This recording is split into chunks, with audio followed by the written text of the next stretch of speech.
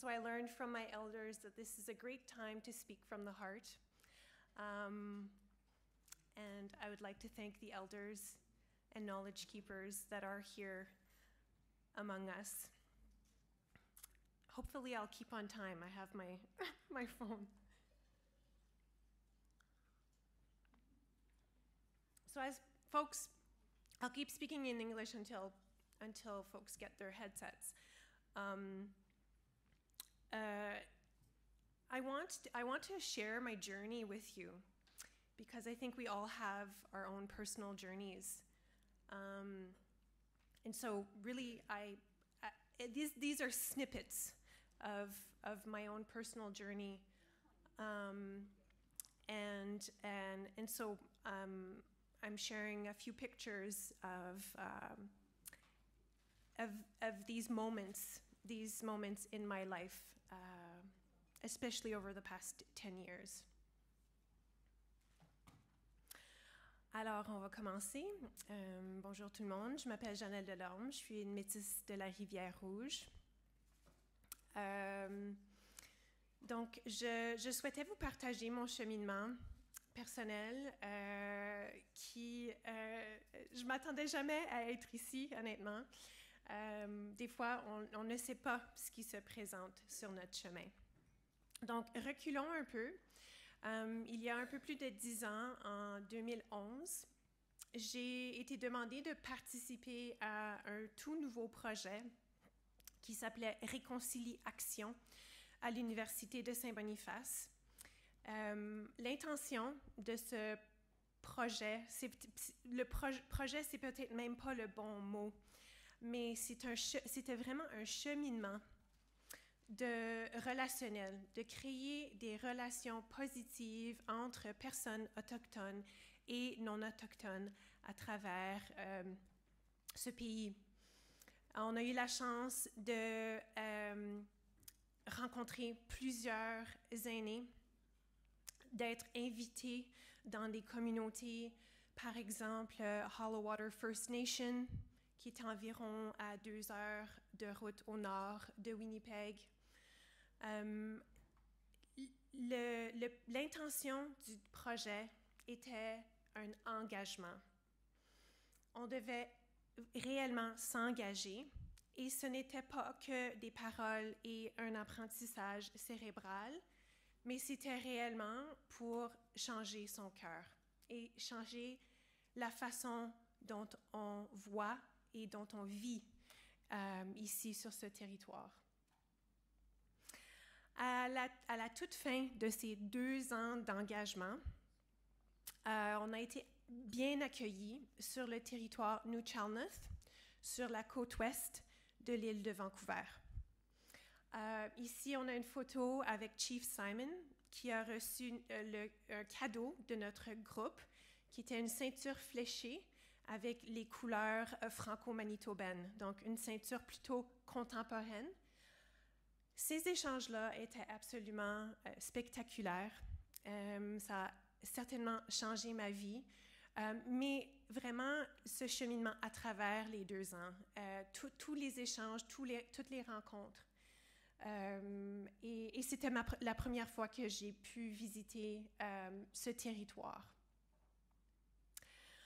Un des gardiens du savoir qu'on a rencontré à Heshquit, une des nations, une des communautés de la nation New Chalmers. Son nom, c'est Stephen Charlson. Et Stephen Charlson, ce que j'ai beaucoup, beaucoup apprécié et son message résonne en moi depuis ce moment-là, c'est que malgré tout ce qu'il a pu faire pour essayer, lui était un activiste pour empêcher la déforestation à Clayoquot Sound dans les années 80. Et puis, lui a dit, on a beau avoir 1001 rencontres, mais là où on a changé les perspectives, où on a changé les mentalités, où on a changé le cœur des gens, était une conversation à la fois. Et ce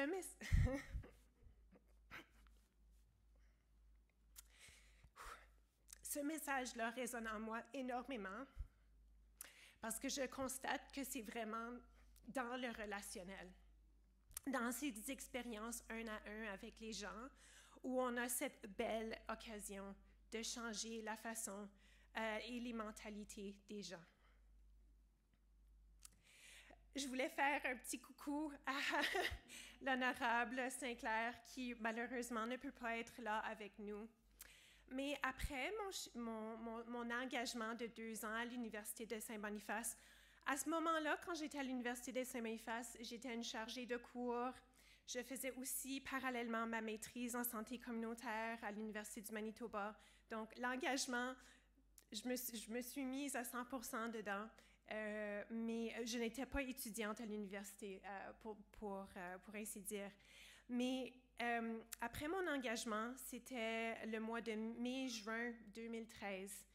Et nous voici en septembre 2013 au Rassemblement national de vérité et de réconciliation à Vancouver, un des rassemblements de la commission.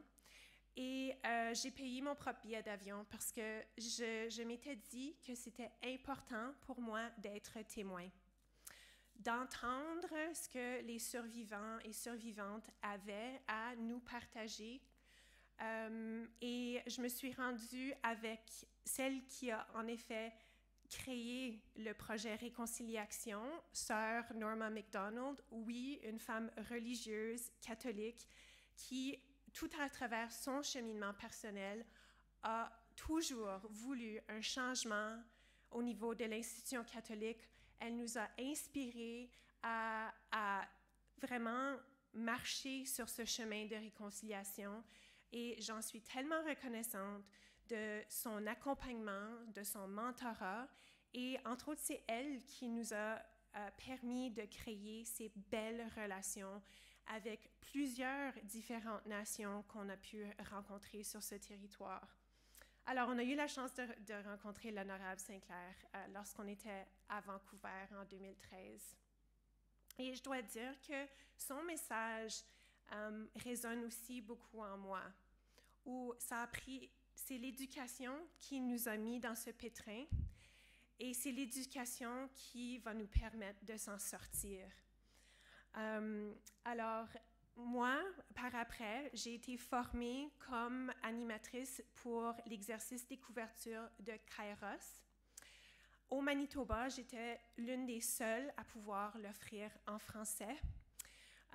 C'est en grande demande parce que c'est un outil pédagogique expérientiel qui permet de vivre pour un très bref moment l'expérience de colonisation sur 500 ans. Ça, c'est un cercle de partage que j'ai animé, le plus grand cercle de partage que j'ai animé. Je pense qu'on était 85 et ça a duré des heures, comme vous pouvez vous l'imaginer. Mais c'était une expérience très touchante, puis encore des étudiants qui ont passé par ce programme-là, qui viennent me voir pour dire « J'étais là quand on a fait l'exercice des couvertures ensemble. » Alors, ça va chercher les gens. Connie, tu parlais au sujet de se mettre dans une place. Alors, voici Upper Fort Garry. Et à chaque année, je me fais inviter dans la classe de perspective autochtone à l'Université de Saint-Boniface, qui est enseignée par Laura Sims. Laura Sims n'étant pas autochtone, se donne le devoir et la responsabilité d'inviter des personnes autochtones pour chacun de ses cours. Et un des cours, c'est entre autres, on sort de l'université, on marche vers la cathédrale, on arrête entre autres à la tombe de Louis Riel, on traverse l'esplanade Riel et on se rend jusqu'à Upper Fort Garry. Et tout le chemin, on se pose la question, comment est-ce qu'on utilise la communauté, cette place, comme mode d'éducation? Et donc, moi, je leur partage un peu mes connaissances à moi au sujet de l'histoire de cette place, ainsi que l'histoire de Upper Fort Garry. À l'Université de Saint-Boniface encore, on a eu l'opportunité de faire un panel qui était co-organisé avec le Centre national de vérité et de réconciliation. Et je voulais aussi partager cette image puisque le feu Ted Fontaine est dans cette photo. Il est décédé l'année passée. C'est une des personnes aînées qui a été sur notre cheminement. Une personne absolument inspirante qui partageait sa sagesse au niveau de la réconciliation. Et les échanges avec lui ont toujours été absolument merveilleux. Et puis, ce qui, pour moi, personnellement, il me donnait des petits coups, puis il dit « Allô, cousine! Hey, cuz! » Alors, c'est toujours quelque chose de très spécial. Je vais juste, avant de partager la prochaine image, pour les personnes qui sont dans la salle et aussi pour ceux dans l'audience en ligne, je vais montrer une photo d'un des pensionnats autochtones. Donc, je vais parler un peu au sujet de l'histoire de ma famille dans tout ça. Donc, je voulais vous avertir pour que vous en soyez au courant et prêts. Donc, je vous présente Fulgence Delorme, mon arrière-grand-père. C'est un Michif de la Rivière-Rouge, un Michif de Saint-Laurent, au Manitoba. Malheureusement, ma famille, on n'a pas connu beaucoup de son histoire personnelle, puisque malheureusement, lorsque mon grand-père, son seul et unique fils, avait 8 mois, Fulgence est décédé de la tuberculose. Il fait parmi les milliers de personnes autochtones qui ont été atteintes de tuberculose et qui en sont décédées. Mais en octobre de 2021, donc tout récemment, la Société historique de Saint-Boniface a confirmé à moi et à ma famille que Fulgence a été à l'école industrielle de Saint-Boniface. Une école industrielle qui a été pratiquement effacée des connaissances de la société en général. Très peu de personnes en sont au courant. Cette école a été en existence de 1890 jusqu'à 1905. Et dans ces 15 ans d'histoire, à date, la Société historique de Saint-Boniface a pu enregistrer et noter 87 décès d'enfants. Un tiers des enfants sont décédés à l'école industrielle de Saint-Boniface. Donc, on estime dans les environs de 300 enfants sont allés à cette école sur cette période de 15 ans, y inclut mon arrière-grand-père Fulgence Delorme, ses 2 frères et sa sœur. À ce qu'on sache, tous les 4 sont, je suis pas mal certaine qu'ils sont tous des survivants, mais évidemment en ont souffert les conséquences et même qu'on soupçonne qu'il se pourrait, parce qu'il est décédé si jeune, ça c'est sa photo de mariage en passant, qu'il se peut qu'il ait contracté la tuberculose au pensionnat et qu'il a survécu assez longtemps parce qu'il est possible de vivre avec la tuberculose pendant un certain temps et qu'il est décédé par la suite. Alors, je vous partage cette photo de 1892. C'est une des seules et uniques photos des enfants qui étaient à cette école. Et en 1892, mon arrière-grand-père aurait eu l'âge de 5 ans. Et tout le monde dans ma famille, on a tous pointé au même garçon et on soupçonne, parce qu'il n'y a aucun nom associé à ces élèves-là, qu'il serait il se peut qu'il soit pris dans cette photo à l'âge de 5 ans. Donc, au mois de juin, je veux vraiment prendre cette occasion pour honorer tous les esprits des enfants qui sont décédés au pensionnat, que ce soit des pensionnats, des externats, des écoles industrielles. parce que ce sont des histoires vraies et on a besoin d'honorer tous ceux qui n'ont pas pu survivre ce génocide. Alors, en juin dernier, il y avait un sentiment brûlant en moi que je devais faire quelque chose. Et donc, j'ai fait appel à certains amis qui ont eux aussi été sur le cheminement de réconciliation pour poser des rubans orange devant le chemin de la cathédrale de Saint-Boniface. Ou d'ailleurs, on soupçonne, selon les registres, plusieurs des enfants qui sont décédés à l'école industrielle de Saint-Boniface seraient dans ce cimetière, mais avec aucune tombe. Donc, on n'a pas d'indication où ces enfants seraient enterrés, où sont les sépultures. Donc, pour terminer sur vraiment tout mon cheminement, il y a plusieurs personnes qui me posent des questions et entre autres des éducateurs qui me posent des questions. Et souvent, les éducateurs d'expression française ne savent pas où aller chercher du contenu parce que la majorité du contenu n'existe uniquement qu'en anglais. Et oui, c'est possible d'aller chercher du contenu en anglais, mais c'est beaucoup de travail pour les éducateurs, ensuite de traduire du contenu et ensuite l'amener à la salle de classe. Les annonces des sépultures à Kamloops étaient un moment qui a éveillé la société canadienne et aussi qui a fait en sorte que j'avais beaucoup de gens qui me posaient des questions.